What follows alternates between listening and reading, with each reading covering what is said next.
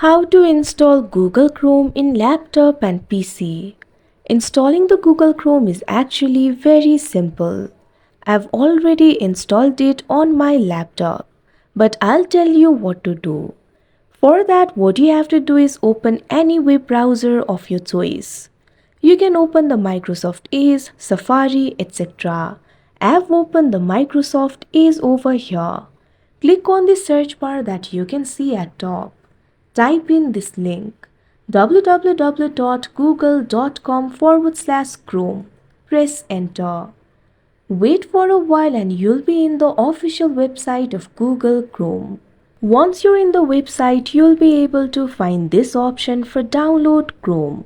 What you have to do is simply click on it. After you do that, the download will be started. You can see over here the setup will be downloaded. Click on the option Open File that you can see on the screen. After you do that, the setup will be opened. It will start installing the Google Chrome on your device. Follow through the prompts in order to confirm the download.